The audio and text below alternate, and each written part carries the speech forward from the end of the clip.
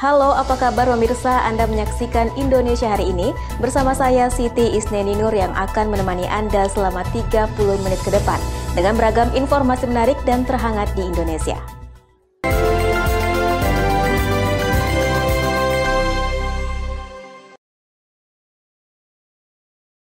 Kita ke informasi pertama. Pemirsa, sekolah di Lingga, Kepulauan Riau selama seminggu belakangan ini, mulai 1 Maret 2021 lalu telah menggelar belajar tatap muka. Pembelajaran tatap muka dilakukan karena kasus COVID-19 di Lingga tidak mengalami peningkatan atau 0 kasus. Tentunya dalam masa pandemi, pihak sekolah mendisiplinkan aturan protokol kesehatan. Salah satu sekolah di Lingga, Provinsi Kepulauan Riau yang sudah melaksanakan belajar tatap muka adalah SMA Negeri 1 Daik Lingga. Meski baru 1 minggu melaksanakan belajar tatap muka, para siswa di SMA Negeri 1 ini sangat semangat mengikuti belajar di ruang kelas. Tentunya dalam masa pandemi, pihak sekolah mendisiplinkan aturan protokol kesehatan. Bersamaan dengan PAUD, SD, dan SMP, SMA Negeri 1 Daik Lingga ini melaksanakan belajar tatap muka pada 1 Maret 2021 lalu, di mana kasus COVID-19 di Lingga tidak mengalami peningkatan atau 0 kasus. Waka Kesiswaan SMA Negeri 1 Lingga, Syafni Erida mengatakan, hingga saat ini pelaksanaan belajar tatap muka berjalan dengan lancar. Untuk 1 minggu ini alhamdulillah berjalan dengan lancar. Untuk anak-anak kayaknya lebih semangat belajarnya karena beberapa kali pertemuan kemarin sempat tertunda untuk tatap muka, jadi belajarnya secara daring.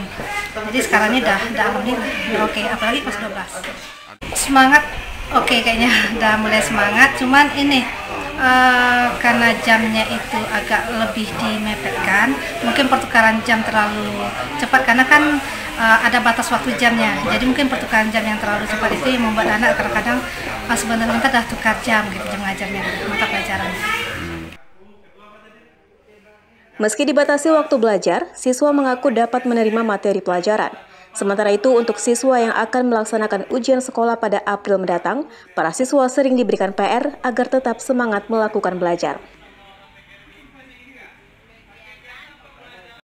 Masih dari Kepulauan Riau, pemirsa, Dewan Pengurus Pusat Partai Demokrat memecat Apri Sujadi sebagai Ketua Partai Demokrat DPD Kepulauan Riau. Apri yang juga merupakan Bupati Bintan itu dipecat lantaran mengikuti kongres luar biasa yang diadakan di Deli Serdang, Sumatera Utara beberapa waktu lalu. Polemik dualisme yang menerpa Partai Demokrat saat ini berbuntut pemecatan pada beberapa ketua DPD dan DPC Demokrat di daerah karena diketahui ikut serta dalam KLB tersebut yang diinisiasi oleh sejumlah mantan fungsionaris Partai Demokrat. Apri Sujadi yang menjabat sebagai Ketua Demokrat DPD Kepri tertangkap kamera sedang menghadiri KLB hingga akhirnya dicopot dari jabatannya oleh DPP sejak tanggal 4 Maret lalu. Sekretaris Demokrat DPD Kepri Husnizar Hud menyebutkan, saat ini jabatan Ketua DPD Kepri sementara diisi oleh Renan Bahtar sebagai pelaksana tugas, yang sebelumnya menjabat sebagai Wasekjen DPP Demokrat. Posisi Ketua DPD Kepri akan digantikan secara definitif setelah musyawarah daerah dilaksanakan nantinya. DPD Partai Demokrat Provinsi Kepulauan Riau, aku yakin masih tegak lurus. Kami sudah sepakat untuk tetap berada di bawah kepemimpinan Kongres 5 Jakarta, Agus Harimurti Yudhoyono. Dan itu sudah kami lakukan tahap-tahap dari mulai penolakan, membuat pernyataan tidak pernah memberikan mandat, dan langkah-langkah lain yang kami ikuti dari perintah dari DPP. Nah, terakhir rekan-rekan mungkin bisa menyaksikan ada sebuah peristiwa yang membuat kami sedih juga, mungkin marah ketika ada kader kami yang berada di KLB. Nah, itu hak mereka dengan segala konsekuensinya, dan DPP sudah mengambil tindakan tegas adanya pergantian pelaksana tugas Ketua DPD Partai Demokrat Apri Sujadi kepada Saudara Renanda Bahtar, Wasekjen DPP, yang beliau juga adalah kader terbaik di DPP Partai Demokrat. Kemudian Ketua DPC Karimun, Iwan Kusuma, diganti oleh Saudara Osko. Dua kader itu yang sebetulnya berada di KLB dan kami menyesalkan, tapi saya pikir konsekuensinya sudah kami laksanakan. Tegas kami tetap berada di Partai Demokrat dan Partai Demokrat tetap satu, tidak ada dua. Selain Apri Sujadi, ternyata Ketua Demokrat DPC Karimun Iwan Kusuma turut dipecat oleh DPP Demokrat karena turut menyertai KLB tersebut. Setelah dipecat sebagai kader, Iwan Kusuma terancam digantikan antar waktu oleh partai dari jabatannya sebagai legislator di Karimun. Informasi lainnya, pemirsa, ruas jalan kabupaten di Kecamatan Kota Komba Utara, Manggarai Timur, Nusa Tenggara Timur rusak parah. Jalan tersebut adalah jalan penghubung antar desa yang selalu digunakan warga untuk mengangkut hasil pertanian. Beginilah kondisi ruas jalan kabupaten di Kecamatan Kota Komba Utara, Kabupaten Manggarai Timur, Provinsi Nusa Tenggara Timur. Jika memasuki musim hujan, jalan ini menjadi medan yang paling ditakuti oleh para pengendara yang melintas. Selain jalan yang rusak parah, jalur ini merupakan daerah rawan longsor. Untuk kenyamanan dan keselamatan para pengguna jalan, para sopir truk yang selalu membawa 10 hingga 20 karung dedak berinisiatif menggunakan dedak untuk menimbun jalan rusak. Jalan rusak ini membuat waktu tempuh menjadi lama dari Desa Golonderu menuju Kota Borong, ibu kota Kabupaten Manggarai Timur. Perkirakan dari Koit sampai di Mukun ya cuma 30 menit saja. Ini musim hujan begini ini memang ini nih, posisinya seperti ini sudah, Pak. Itu berapa lama kira-kira? Tadi hampir 1,5 jam di bawah di Kali Vaira. Berapa karung dedak yang dipersiapkan? Ya, coba Pak, kalau tidak yakin tadi memang itu karungnya sudah ada karung kosong semua di belakangnya. Biasanya berapa karung sekali jalan, Bapak? Kurang-kurangnya 10 karung 1 ton lah dedaknya, itu yang kami persiapkan untuk menepuhi jalan yang yang rusak tuh. Pemirsa, kami akan kembali dengan informasi menarik lainnya. Tetaplah di Indonesia Hari Ini.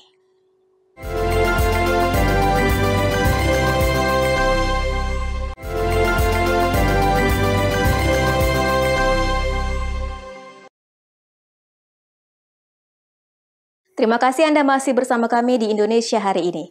Pemirsa, Gubernur Sumatera Utara Edi Rahmayadi memastikan varian baru virus corona atau yang dikenal dengan Corona Inggris B117 sudah terdeteksi di Medan.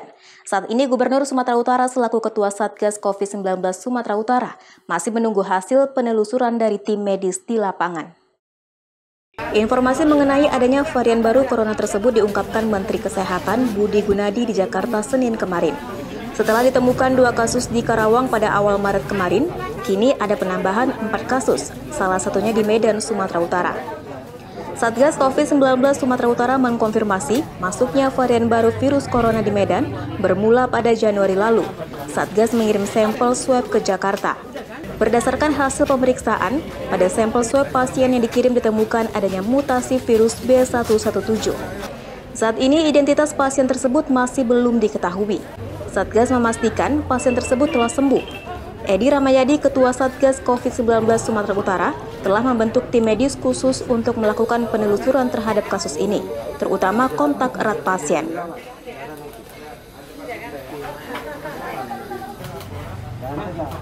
Evaluasi pendeteksian sudah saya tanda tangani adalah Dr.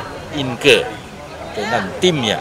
Nanti kita tunggu hasil deteksi dia tentang kesehatan.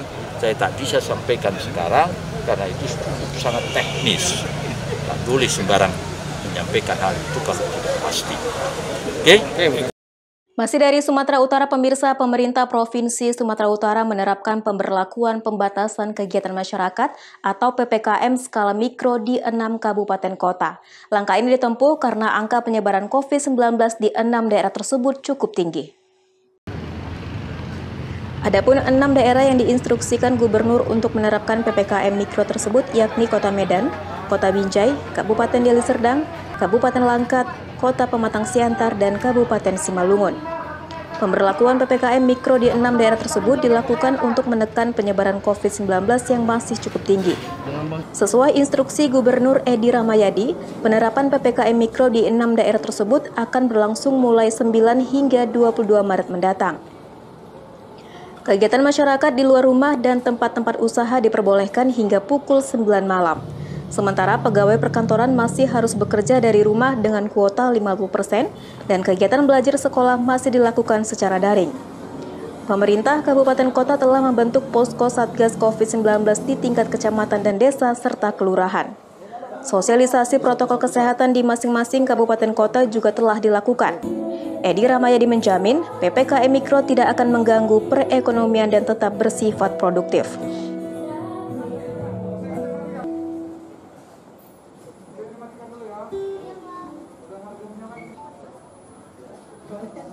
Itu PPKM itu perintah. Juga sebelum diperintah, provinsi ini sudah membuat Bidang Ro, Medan, Binjai, Deli Serdang, Tanah Karo. Ditambah dengan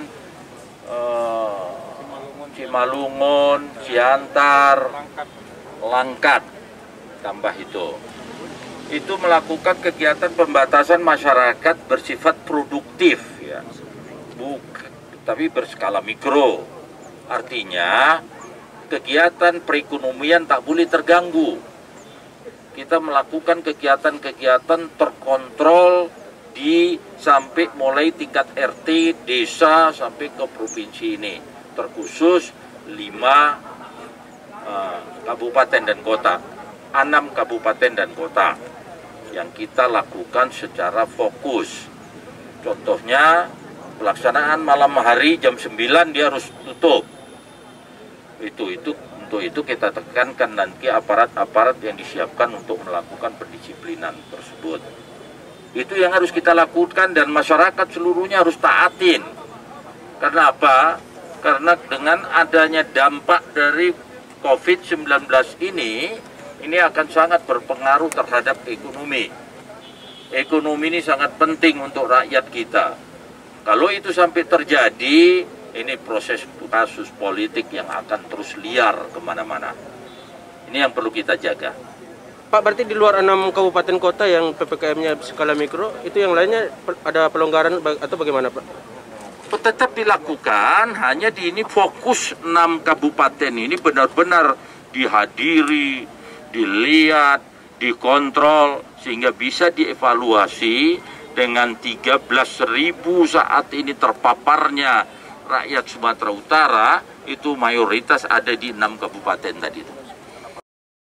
Pemirsa, petugas kepolisian Polsek Percut Setuan merazia narkotika dan penyakit masyarakat dengan menyasar salah satu warung remang-remang di kawasan Desa Laudendang, Kecamatan Percut Setuan, Sumatera Utara.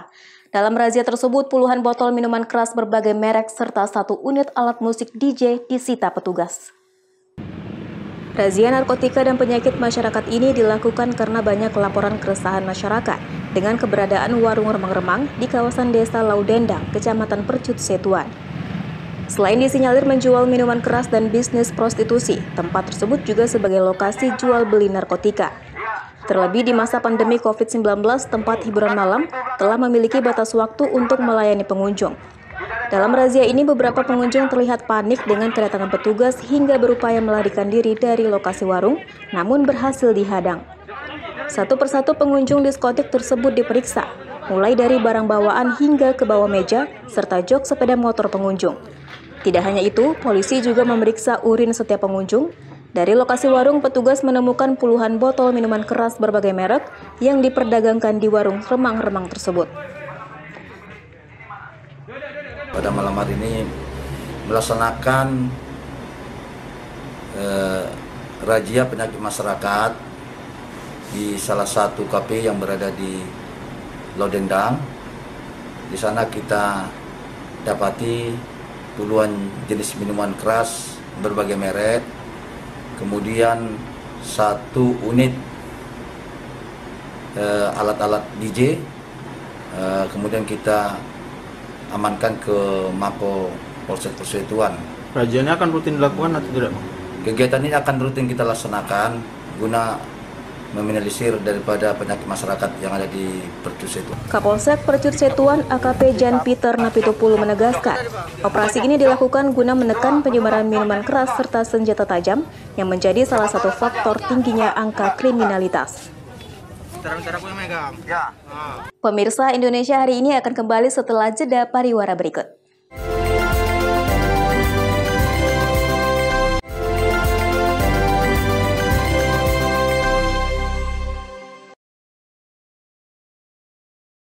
Kita kembali di Indonesia hari ini. Pemirsa, sebanyak 2.500 orang pedagang dan pegawai Dinas Perdagangan mengikuti program vaksinasi tahap 1 di Gedung Blok 3 Pasar Raya Padang, Kota Padang, Sumatera Barat. Pelaksanaan vaksinasi tahap pertama ini ditargetkan selesai 3 hari dan akan dilanjutkan vaksinasi tahap 2 pada 19 Maret mendatang. Ratusan pedagang dan pegawai Dinas Perdagangan mengikuti vaksinasi tahap pertama yang dilaksanakan petugas Dinkes Padang, Kota Padang, Sumatera Barat. Vaksinasi tahap pertama ini dilaksanakan untuk semua pedagang pasaraya dan pegawai Dinas Perdagangan Kota Padang. Pada hari pertama vaksinasi, sudah sebanyak 800 orang pedagang dan pegawai yang mengikuti vaksinasi. Sebelum divaksinasi, petugas Dinas Kesehatan melakukan pengecekan kesehatan seperti pengukuran suhu tubuh, tensi, dan lainnya. Usai disuntik vaksin, pedagang dan pegawai diobservasi terlebih dahulu selama setengah jam. Pelaksanaan vaksinasi tahap pertama ini dilaksanakan selama 3 hari ke depan dan ditargetkan mencapai 2.500 orang. Pelaksanaan vaksinasi ini juga dikawal ketat oleh petugas keamanan pasar dan pihak kepolisian agar tetap mematuhi protokol kesehatan seperti menjaga jarak saat pendaftaran. Kegiatan vaksinasi untuk pedagang pasar dan pegawai Dinas Kesehatan dalam rangka membentuk antibodi pencegahan penularan COVID-19.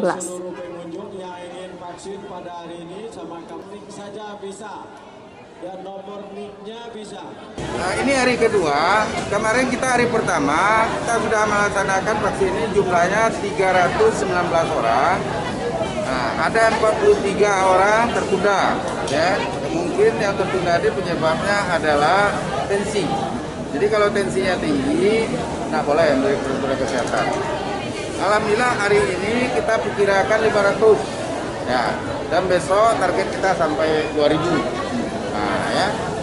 Nah, kita punya target, kita sosialisasikan terus ke toko-toko, ketua pedagang agar dia vaksin, karena vaksin ini salah satu cara untuk memutus mata rantai COVID-19 agar COVID ini cepat berlalu di bumi kita ini yang kita cintai ini. Terus yang berikutnya, ini rencana 3 hari ya, sampai hari Sabtu. Nah, dimulai pukul 8 sampai jam 12. Kenapa enggak sampai jam 12? Karena aturan kesehatan yang menentukan itu. Karena setiap setelah divaksin diberi waktu 30 menit untuk istirahat sambil menunggu kartu. Jadi setelah divaksin nggak boleh jalan dulu, istirahat dulu. Dilihat reaksinya, kalau nggak baru boleh keluar, boleh jalan.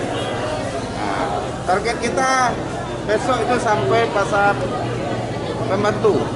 Nah, pasar induk dan pasar pembantu hari ini lebih fokus di pasar raya dan ditambah dengan toko-toko masyarakat dan pedagang. Masyarakat itu atau pedagang aja nih? Nah, ada campur, ada dari umum, ada dari pedagang, tapi dominan dari pedagang. Ini semua pedagang udah bersedia berarti ya? Sudah, Penolakan berarti ya? tidak ada penolakan. Karena saya sendiri selaku pimpinan sama Pak Kadis itu yang pertama kali divaksin, nyaman, enak, tidak ada. Suntiknya kecil, tidak ada berisiko kayaknya. Tapi kan melalui screening, lalu dicek semuanya, baru divaksin. Ada kipi nggak Pak? Gimana? Yang kipi? Ada nggak? Apa? Hasilnya mereka semua normal berarti ya? Nggak ada Ya, dari yang tertunda kemarin itu ada 43 orang itu tertunda karena tensinya, cuma normal. Ya, jadi terima kasih pada warga Kota Padang khususnya Pasaraya yang ikut divaksin dengan sadar karena ini menyangkut kesehatan. Tetap mengacu pada protokol kesehatan yang 3M, atur jarak, masker, cuci tangan. Berapa target kita untuk pedagang di pasar? Untuk selama 3 hari ini target kita 2.000. Siap-siap Jauh ini udah berapa Pak? Dalam 2 hari ini Pak? Dalam hari kemarin, hari ini kita usaha 800. Nah, karena kita lebih fokus di pasar raya. Besok kita tambah dengan pasar pembantu. Gimana Pak pembantu bisa rencana? Nah, yang dekat-dekat ke pasar raya, contohnya Salai, Tanah Konsi juga ada sekarang nih, ya kan? Belakang, kan dekat tuh dari sini. Kita tetap sosialisasikan, dibantu juga dengan SK4, Satpol PP, dari Poltabes juga ikut dari hari ini. Kasat Binmasnya. Kita terima kasih lah sama Bapak Kapolres yang ikut mendukung kegiatan ini sehingga lancar. Pemirsa, Wakil Wali Kota Pariaman menghadiri rapat paripurna penyampaian pandangan umum fraksi DPRD terkait 3 rancangan peraturan daerah Kota Pariaman tahun 2021. Secara umum, nota yang disampaikan tentang acuan pemukiman yang dikategorikan kumuh. 3 Ranperda Kota Pariaman tahun 2021 tersebut adalah tentang pencegahan dan peningkatan kualitas terhadap perumahan kumuh dan permukiman kumuh. Perubahan Peraturan Daerah Nomor 21 Tahun 2012 tentang Tata Ruang Wilayah Kota Pariaman tahun 2010-2021 dan tentang perubahan ketiga atas Peraturan Daerah Nomor 4 Tahun 2013 tentang retribusi tempat rekreasi dan olahraga. Rapat paripurna tersebut turut hadir Forkopimda Kota Pariaman, asisten, kepala OPD, camat, kepala desa, lurah, serta kepala sekolah SD dan SMP se-Kota Pariaman. Ada beberapa fraksi yang menyampaikan nota rapat paripurna tersebut, yakni dari fraksi Golkar, fraksi Nasdem, dan fraksi P3.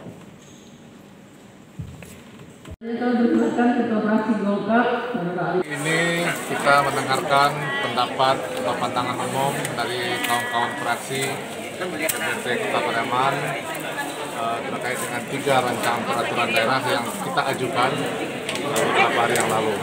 Alhamdulillah pandangan-pandangan seluruh dari fraksi kawan-kawan DPRD, mereka pada intinya memberikan dan mendorong adanya peraturan daerah tentang pemungkinan, perencanaan kawasan kumuh serta pembentukan RT/RW dan bagaimana peningkatan pendapatan asli daerah tentang perubahan retribusi serta rekreasi. Nah, semua itu mereka sangat mendorong dan memberikan beberapa saran bagaimana ke depan perda ini bisa terlaksana dengan baik. Tentu adalah tujuan kita bagaimana Kota Pariaman ini kita tata, baik itu tentang penataan maupun tentang RT/RW-nya maupun tentang peningkatan pendapat asli daerah. Semuanya itu tentu pemerintah bersama DPRD akan berkomitmen untuk melaksanakan apa yang telah disampaikan oleh kawan-kawan fraksi dalam rangka upaya untuk membedah bagaimana semua perda-perda ini bisa kita laksanakan. Hari ini kan sesuai dengan proses dalam pembuatan sebuah perda di DPRD itu ada pandangan nota yang disampaikan oleh kepala daerah. Kemudian kita menyampaikan pandangan umum fraksi. Pandangan umum fraksi itu mempertanyakan sebelum kita membahas apakah sebenarnya perda ini layak untuk kita bahas untuk tingkat selanjutnya. Jadi kita memerlukan jawaban wali kota, nanti besok dia akan dijawab dalam proses jawaban wali kota terhadap pandangan fraksi. Nah, seperti itu kalau memang kita sudah sebelumnya kita kan sebelum kita membuat jadwal jadwal untuk paripurna ini kalau itu perda itu usulan dari eksekutif itu kan akan dibawa dulu ke badan legislasi di DPRD, kemudian didiskusikan. Setelah perda nanti mengundang eksekutif untuk memperjelas tujuan perda segala macam, baru kita bamuskan jadwal. Jadi itu sebenarnya urutannya sebelumnya dimasukkan eksekutif, kemudian kita bahas dulu di perda, kemudian bamus menjadwalkan perjalanan paripurna ini. Nah, nanti setelah kita jawaban wali kota, kita membuat pansus biasanya itu tuh adalah untuk pembahasan lebih dalam. Nah, untuk kali ini kita memang lebih agak berat karena ini masalah RT/RW. RT/RW itu kan berlaku 10 tahun. Kalau kita tidak hati-hati itu akan sangat ini mengganggu hajat hidup orang banyak sampai tahun 2030. Karena proses perubahan RT/RW tidak gampang. Dia harus syaratnya minimal berjalan selama 10 tahun berjalan. Jadi kita besok akan mengundang berbagai pihak untuk lebih serius lagi, lebih intens lagi untuk bagaimana RT/RW tadi seperti dipandang fraksi kan banyak bagaimana nanti kawasan pemukiman, bagaimana kawasan pertanian, pengalihan kawasan. Memang konsekuensi kota kan ada, tetapi kan tidak harus juga kita mengabaikan fungsi pertanian kita. Nah, itu mungkin proses di DPRD yang kita lakukan hari ini. Pemirsa, informasi tadi menjadi segmen penutup jumpa kita kali ini. Tetap saksikan Indonesia Hari Ini untuk menambah ruang informasi Anda. Saya Siti Isneni Nur mewakili kru yang bertugas pamit undur diri. Terima kasih dan sampai jumpa.